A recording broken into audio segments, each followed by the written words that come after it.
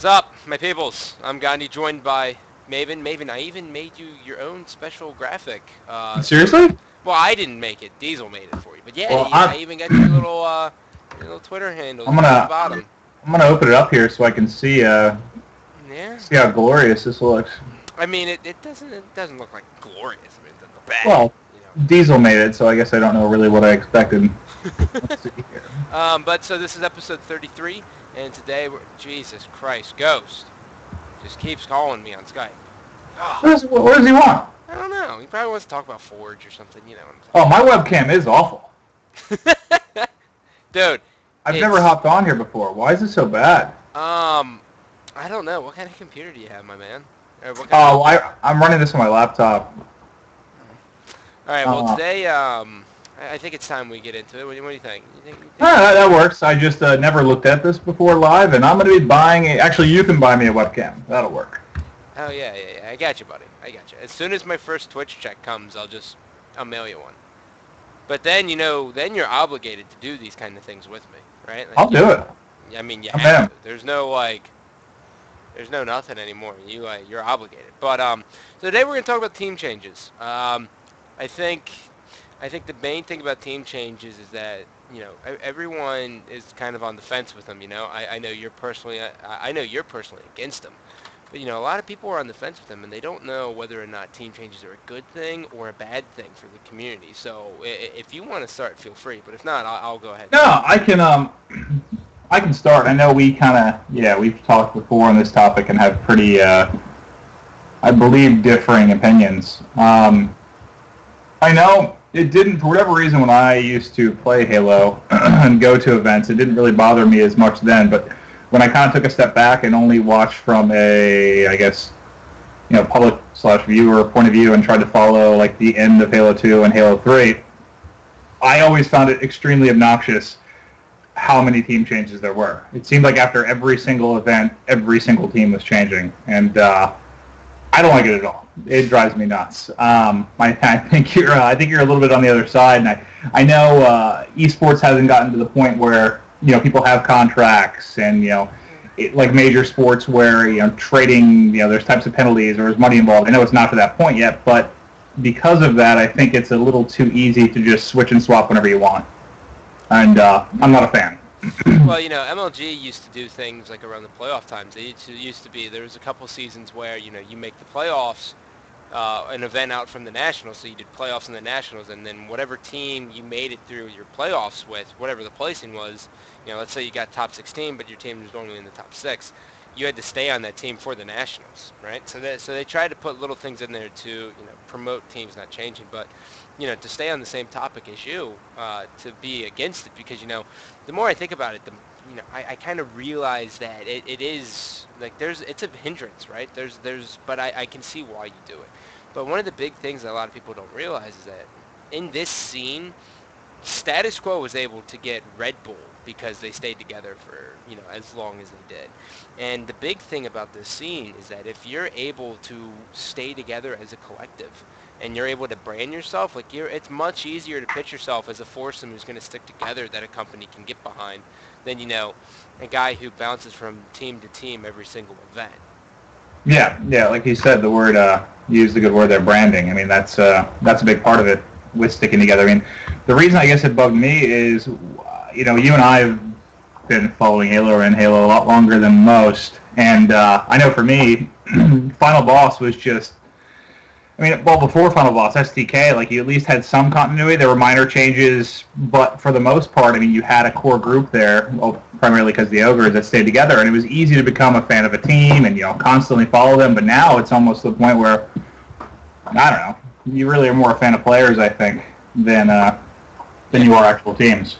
I mean, that's kind of how I think a lot of people are ending up being that way anyways with sports, or at least, like, I know a lot of people who...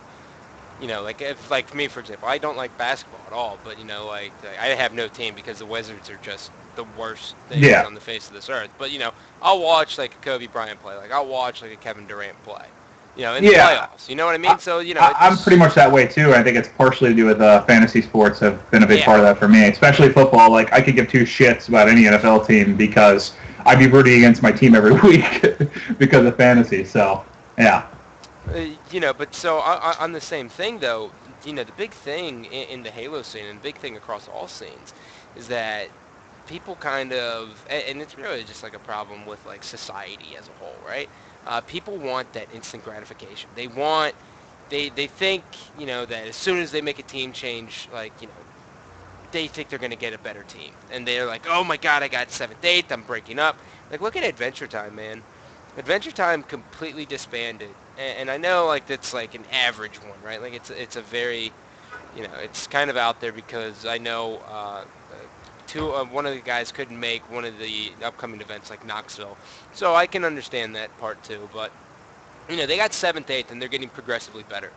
I don't know if you watched New Jersey. I didn't, but I went back to watch the finals, and Adventure Time looked awful. They got wiped, just completely annihilated off of the face of the earth versus Faded. Faded looked like they were playing a round one matchup. And then they came out to Nashville, and we both cast them, and we said, holy shit. Like, these guys actually are showing a lot of potential here. That just Yeah. shows, like, they stuck together. They were getting better and better and better and better. And that's something that's going to build. But the big thing here is a lot of players are like, it's just like everything. It's just like me and you, We're like, oh, shit, well, we can't win together. So, Scott, peace. I'm going to go play with 3 pros. You know what I'm saying? Like, Yeah, yeah, right. exactly. Go fuck yourself. But that's exactly how it is. People just think, like, people don't want to put any work into anything, right? They would just kind of rather trash it than work on it to get better. And I think another tough part of it too is, especially with like, well, I know MLG did, I know AGL is starting to now as far as tracking, stats, so you can check, people individual KD afterwards. Like, I think too much emphasis in these cuts a lot of times. I mean, I hope it's more of a chemistry thing, or, well, mostly a chemistry thing is what I would hope. I hope it's not solely placed on KD, because like, I know you can probably attest to this. I mean, some of my best games I've played when it comes to like a team standpoint, I may have gone negative or like even in. Yeah, you're like But Nick Fox. you're making clutch plays though. You're doing a lot of objective stuff. It's too. Some of the best I've played, my stats have not been great. It's just you can't. You know what I mean? You can't put it all on that. And I think a lot of people, and I wouldn't be surprised, especially with newer players who are quote unquote reach kids or just got into it with Halo 4, may not even realize how little it kind of matters. I mean, you need to go positive, but you know what I mean. It's Yeah, exactly. there's more to it. You actually knocked it out of the park right there, man. I was actually kind of impressed. But when you look at some of the, I'm just going to name 2 of the greatest players of all Halo history, right? And they're habitually known for going negative in games. Um, you got the first person, Ogre 2. He used to go negative a lot, like back in like, oddball games in Halo 1 and Halo I remember 2. that. Yeah. He didn't get the spotlight. You know why? Because he let Brother Dan do all the fucking slaying, and he did all the dirty work. But you know what?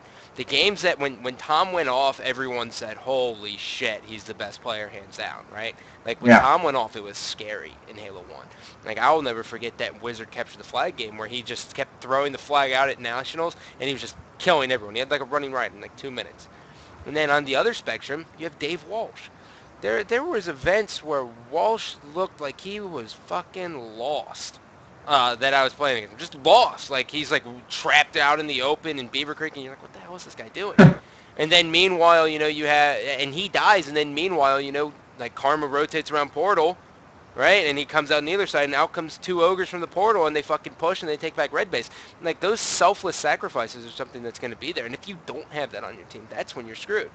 Like, Yeah. Richie Hines is another example. And we play with Richie, and you know exactly how much of a impact it makes when Richie It's is on the team.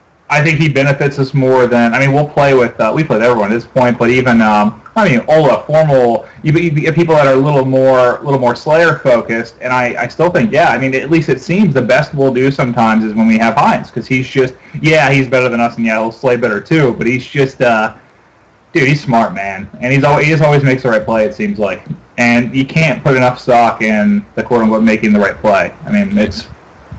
You really can.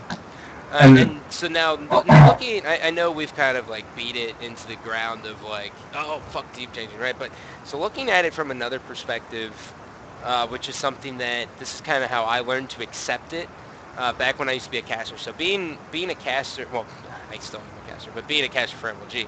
Being a caster for MLG during like the 2009-2010 MLG season and the 2011 was hell. because every event there was the top 16 teams all fucking discombobulated minus like 2 teams. And that's what I was taught. That's the time frame where I stopped going to events. I started watching, and it seemed I couldn't even follow it. Like there was a team change every event. Something was different. I was like, I'm okay. It makes it less fun for the viewer. I think like you want that continuity. But keep going. Sorry. All right. No. It's perfectly fine. So how I learned to accept it is that a lot of people, and like the reason why everyone likes that, because back in like 2009, social media was just starting to take off. Like not everyone was addicted to it. Like everyone had Facebook, right? But not everyone had a Twitter. Like, it was just recently that everyone started having like a Twitter, okay? But so what happened was the forums would just go exploded, right? Like so essentially, let's say a team gets like top 12. Like I'll never forget when Instinct, Final Boss at the MLG Reach 2011 opener got top 12, and then Instinct with T-Squared and Tots, which was like, I grabbed Roy and Lunchbox. I was like, dude, what are you guys doing with fucking Tots and T-Squared? Like, you guys are 17 times better than these kids can ever even imagine to be.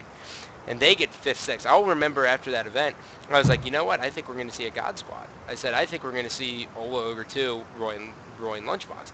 And when I was saying that, I got that like kind of fanboy sense in me, right? Because then it's like, you have your players that you like around the game, right? Like you have like let's say for example, you like Ogre 2, and you also like Roy and Lunchbox, right? Mm-hmm. Well, back then they weren't on the same team, and you're like, man, I wish I could just see them play together. And then what happens is, flip of a dime, and all of a sudden everything happens. It took one poor placing for Final Boss to make that team change. But the reason that team change was made so abruptly was because Fear Itself and Victory X didn't put in the time going into the event, and Ogre 2 and Ola wanted to win. And they knew that. I think Fear Itself and Victory X kind of realized, like, yeah, we kind of fucked up. And Ogre 2 isn't one who's going to take a top 12. I think he's going to I don't have an issue with that type of team change. I mean, more recent, even like let's say what Pulse did. I mean, there's times where it's just, how do you knock it? I mean, APG is a monster, but Pistola is fucking Pistola. The dude, I don't even understand. I love him. And I don't understand how he does half the shit he does. He freaks me out when we play. Like, he's crazy as hell. But, like, as good as APG is, you'd be an idiot not to make that move. So I get there's absolutely times that it makes sense for sure. Yeah, but so I was sitting there and I was thinking about it, and I think it was right around like the NFL free agency, because the event was in like March, and I was like, I think a lot of people like team change so much because it's like, free agency. Everyone wants to know like where this player's going to go. Is he going to stay on this team? Is this team going to stay put? Is this player going to leave? Why is this player leaving? Why did this guy go to like an AM team just because they have a sponsor? Is it a money issue? It's all, it starts all these questions in your head.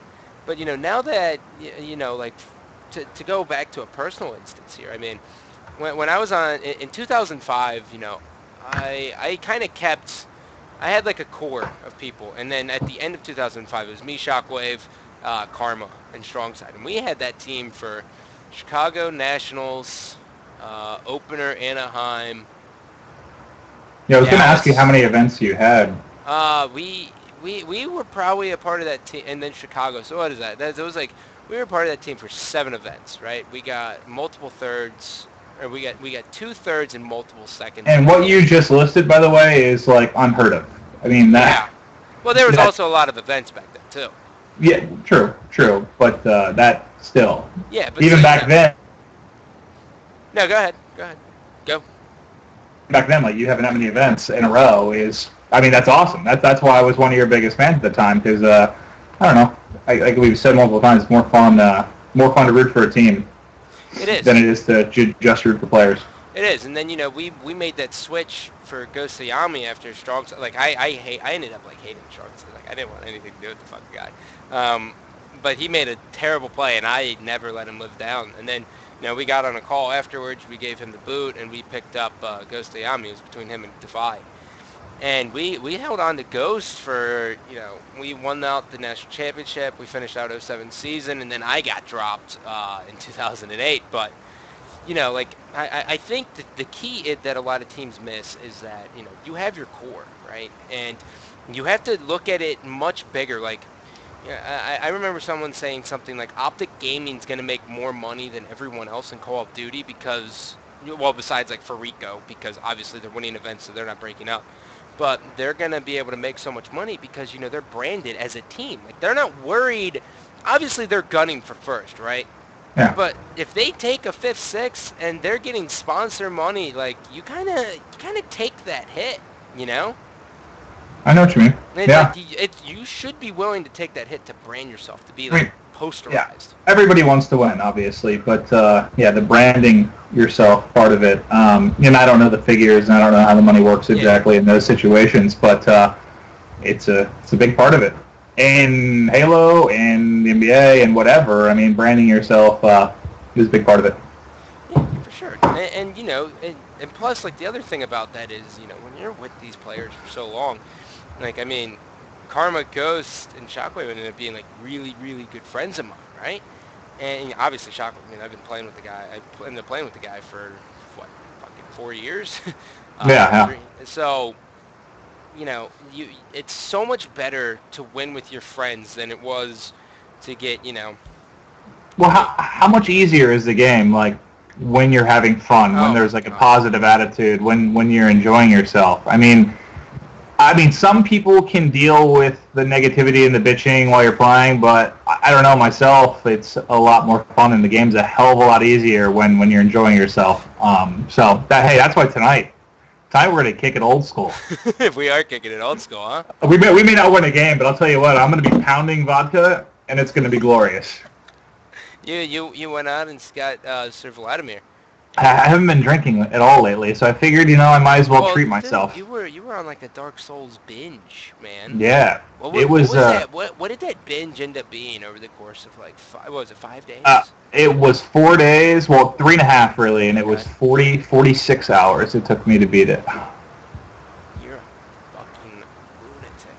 And it was like, I actually, you know how mad I used to get about losing, and that's why you and I didn't play together for a while, because I wanted to get my 50, and you and I just together Well, murder a dude, the team. thing is that's funny about that is now that you left and I started playing with Hoss, like I realized like Hoss was like my staple, dude.